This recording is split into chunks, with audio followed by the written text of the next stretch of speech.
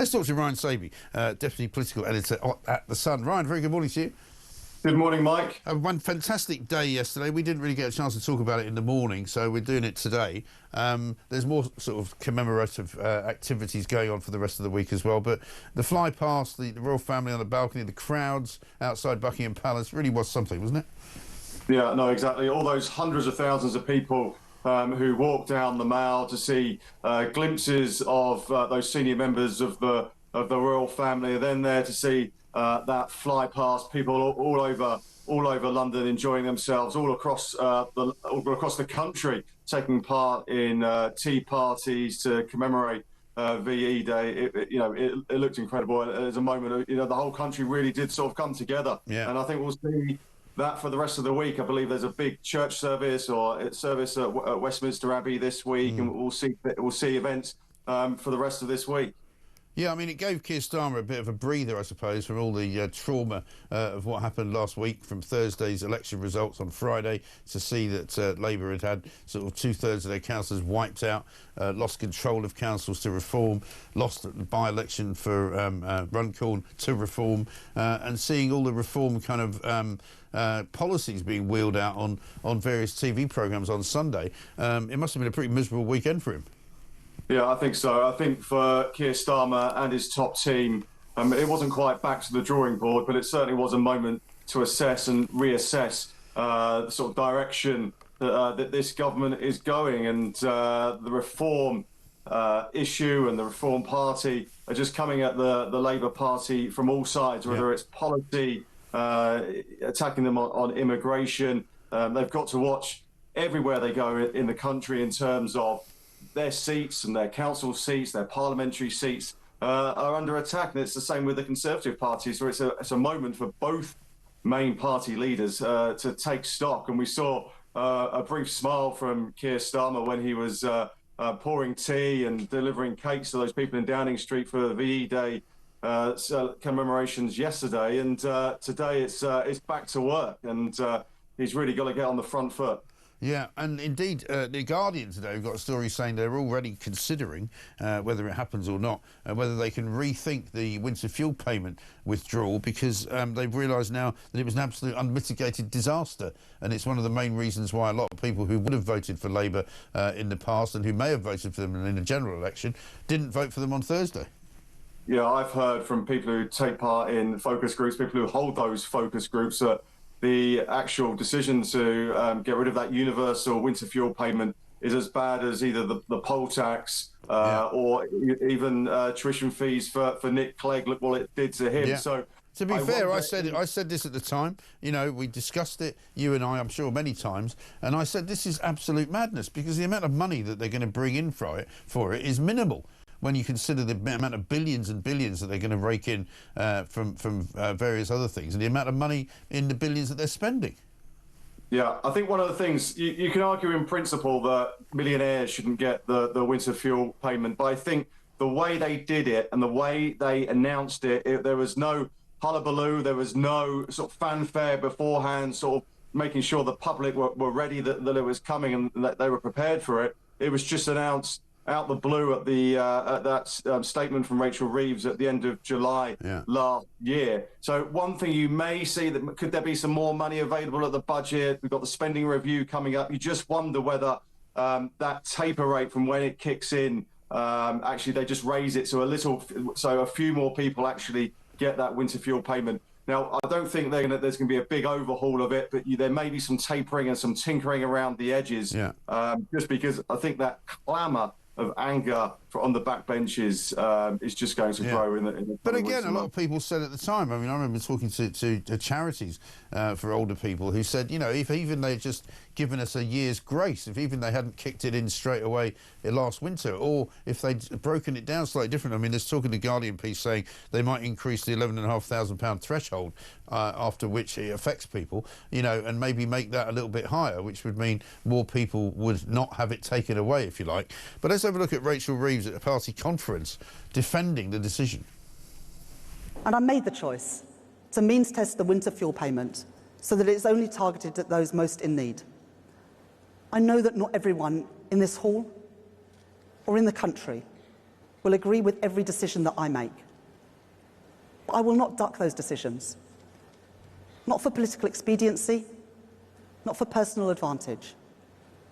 Faced with that £22 billion black hole that the Conservatives left this year, and with a triple lock ensuring that the state pension will rise by an estimated £1,700 over the course of this Parliament, I judged it the right decision in the circumstances that we inherited.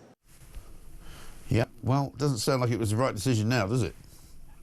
No, and I think that the trouble is, it's not only you have the winter fuel payment that was taken away from many. It's combined with everything, everything else, whether it's the national insurance rise for businesses, whether it's the tax on farmers. I think you start bringing all these things together, and you question the sort of political judgment of those at the top of the Labour Party to do it all at once. They will say they had to make some tough decisions, but attacking pensioners and taking away that winter fuel allowance from a hell of a lot of them, that's what wound people up.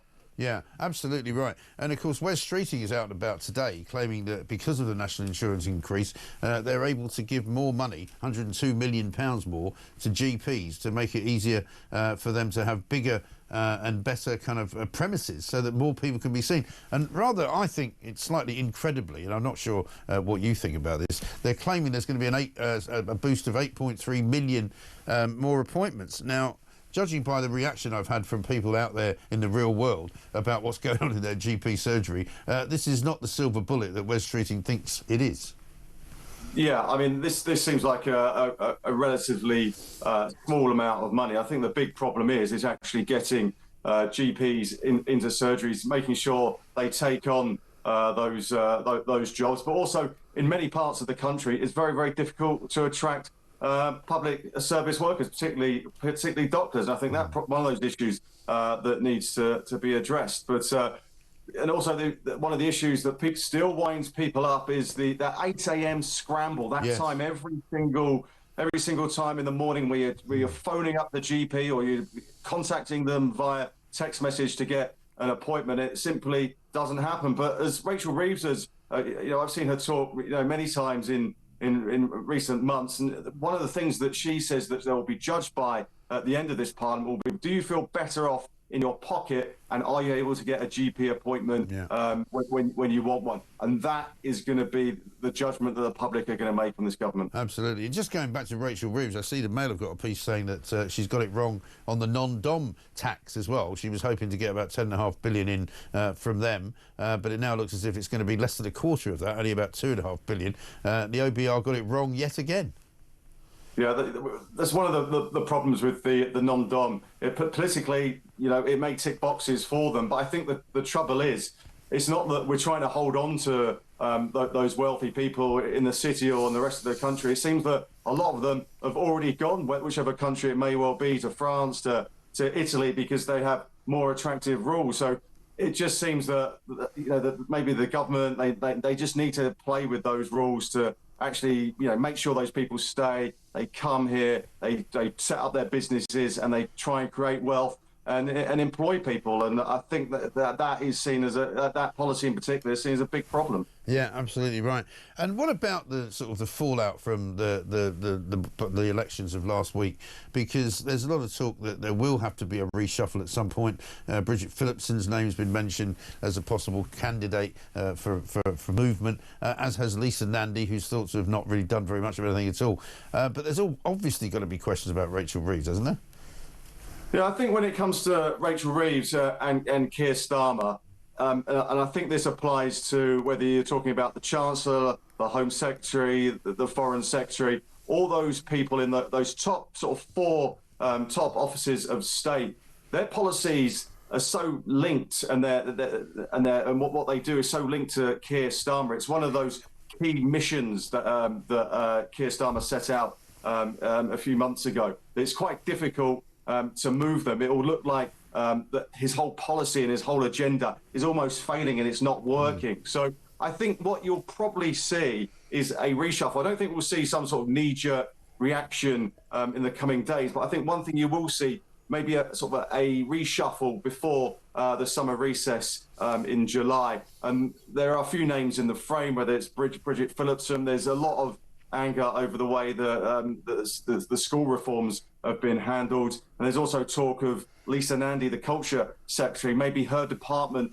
being split up and that being used as an excuse either to move her to another position in cabinet or actually get rid of her altogether. So there's lots of food for thought for Keir Starmer, just to make his cabinet look a bit leaner and a little bit sharper. Yeah, it needs to be a lot sharper, I think, in my view, but there we are. Ryan Sabey, thank you very much indeed. Deputy Political Editor of The Sun, of course.